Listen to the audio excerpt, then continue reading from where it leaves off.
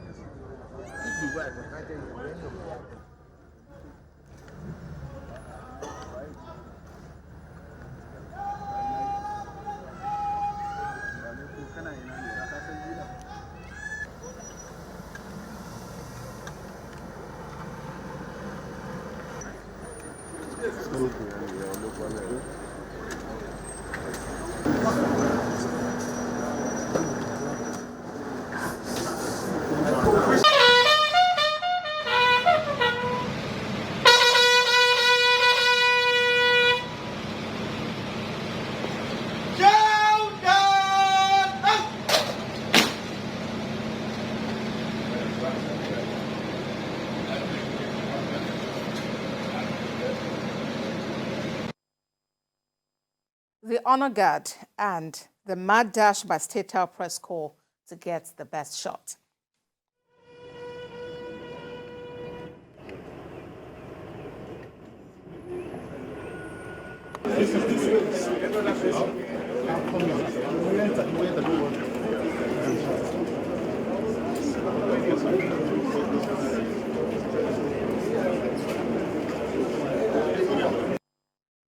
Vice President Shettima had arrived ahead of the president and was behind his desk waiting to receive him.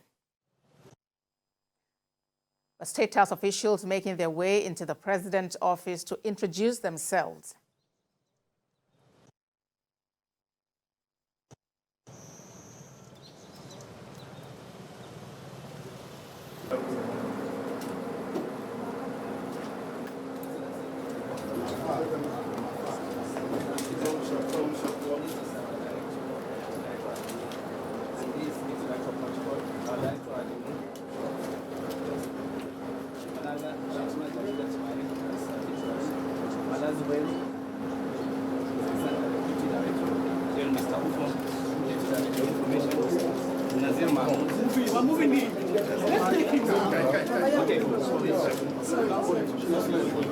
Republic of Nigeria.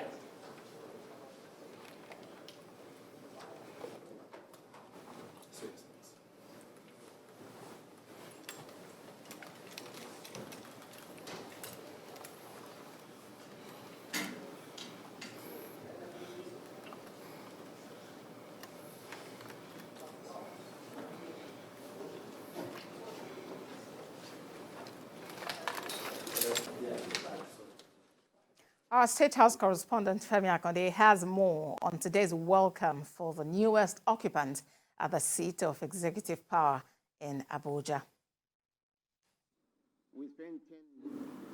Well, Femi, the villa came live today. And, of course, all of the pleasantries, you were up close. What do you think was uppermost for the new president as he walked into his office? Well, what was uppermost for the new president is the burden of the country, which rests heavily on his shoulders.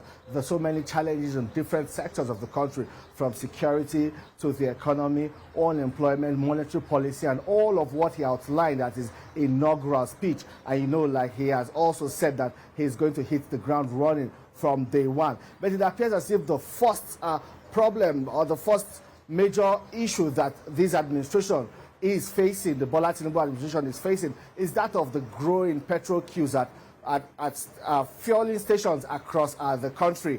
We saw the reaction to his statement that fuel subsidy, the regime of fuel subsidy has ended.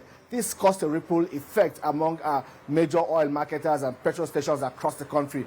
Marketers became greedy and started hoarding the product. This has caused so much hardship for motorists who are waiting for hours at petrol stations to just get a product.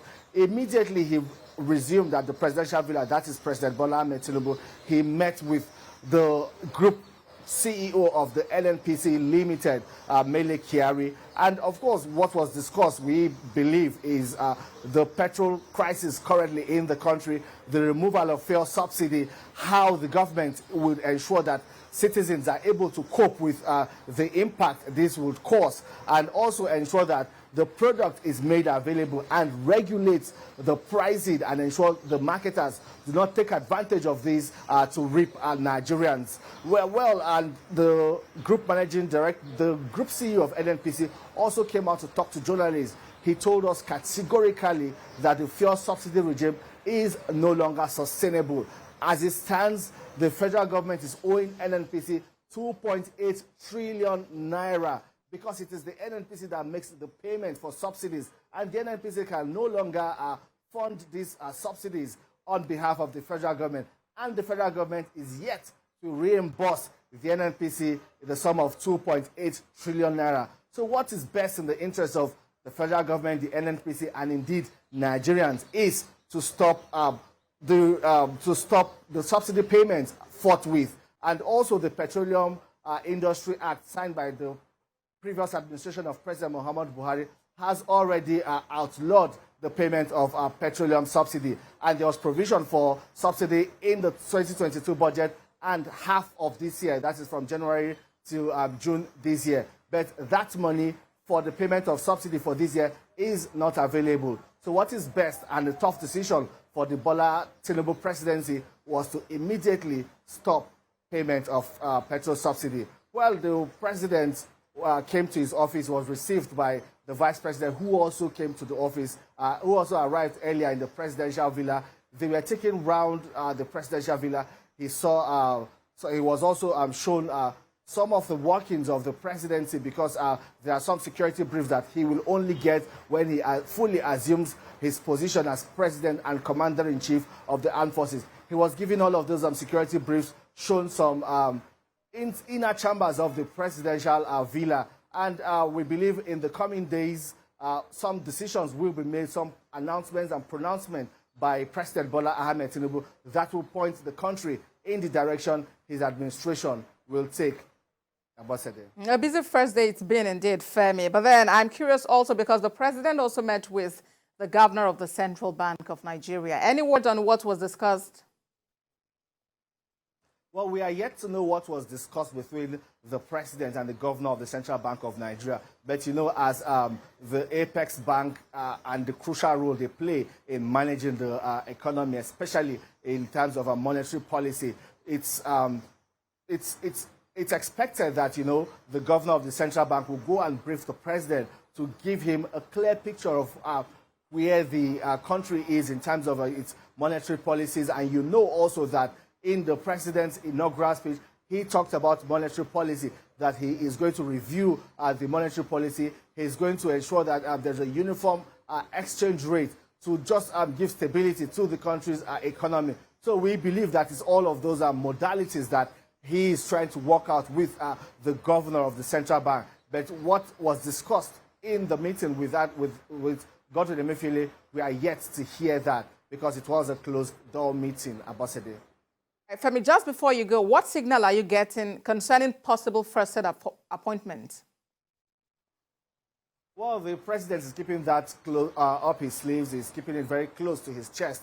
We are yet to know who gets what. There have been speculations. Social media has also been agog with some fake news. A lot of information has gone viral, but all of this is not from official quarters. It's not from presidential sources in the villa. So we cannot believe anything we see right now. In the coming days, we expect to begin to hear some of those announcements. One of the first announcements we expect the president to make is that of the chief of staff, the presidential spokesman, that is the SA media, the SA Media and Communications, Special Advisor Media and Communications to the President, and also some senior positions of those that would run the presidential villa and would coordinate the close circle, the kitchen cabinet of the President. We expect to hear those appointments first before the President sends the list of his federal cabinet to the National Assembly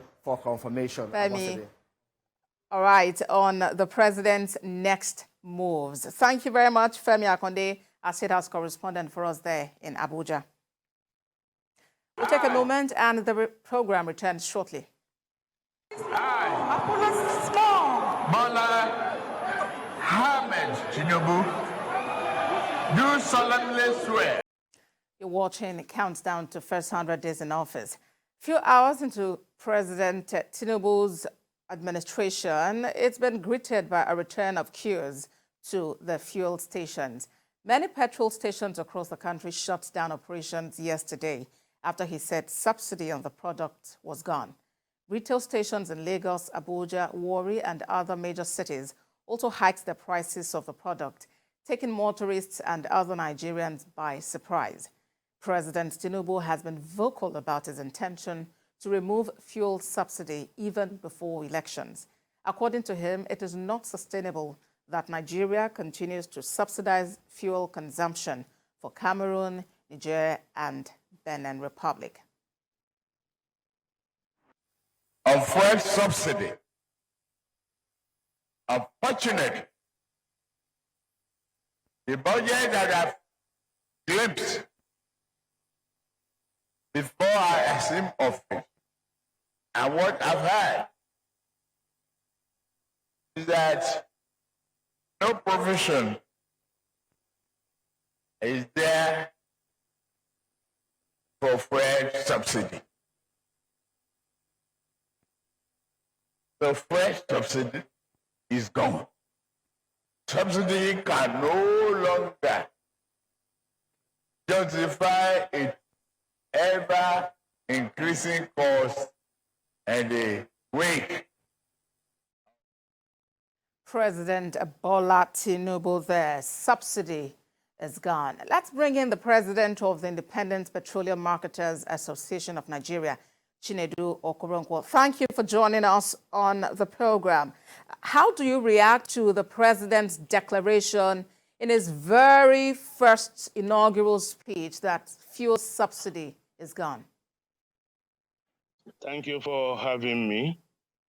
I want to state that this is what we have expected, that the new government coming in will embrace total removal of subsidy in the downstream sector of oil and gas. That way, it will open up the market and also create a lot of enabling.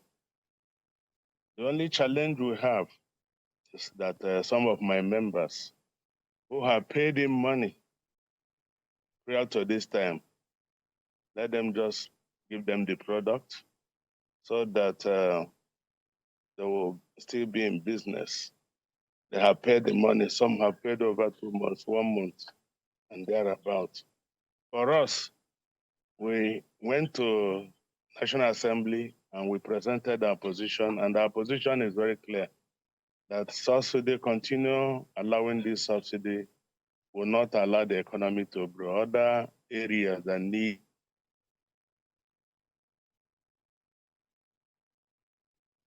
As we get back, we are happy and believing that this removal will also help the country to introduce other energy like CNG, other energies that we need to also look at. The country with enormous carbon burning it, wasting it every day. We can now begin to see how we incorporate it into our energy. That way, people might not even feel the pain of this removal. I believe this will open up a lot of areas in energy mix moving forward. All right, Mr. Okoronkwo. Well, this issue, of course, is uppermost on the minds and plans of the new administration, because even the Vice President Kashim Shettima today spoke about fuel subsidy. Let's quickly bring that up now. The truth of the matter is that we either get rid of the fuel subsidy or the fuel subsidy gets rid of the Nigerian nation.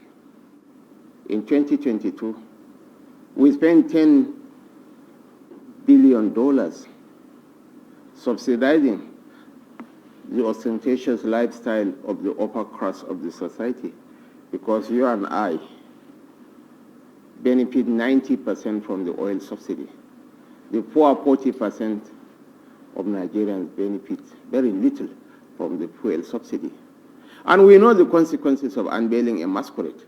We'll get fierce opposition from those benefiting from the oil scam, oil subsidy scam.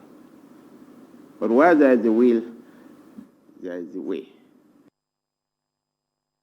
Vice President Kashim Shettima there. Let me come back to you, Mr. Okoronkwo. You have heard also the Vice President talk about the fact that subsidy was no longer sustainable. But let's talk about the attitude of some of your members who, on hearing this declaration, began hoarding fuel, even though they are selling old stock. What do you have to say to that? Well, I think it's all about apprehension that they might not get another chance of getting to meet up with the new regime. But I think that fear has been allayed by the managing director of NNPC, Mele Kari. Even if we have removed, we have some days. For me, there shouldn't be panic. There shouldn't be anything to upset the process. We are aware that it will happen. Happening is not why anybody will increase price. I am not in support of that. But I think with the assurances of the group managing director of NNPC, people will begin to adhere to the price that is still there. Gradually, all these things will be fixed. All right, it's been great speaking with you. President, Independent Petroleum Marketers Association of Nigeria, Chinedu Okoronkwo, thank you for talking to us on the program. Well, that's it today on the program. Countdown to the first 100 days in office. I am Abosedi Adeniyi Aderemi. Bola Ahmed Tinubu, do solemnly swear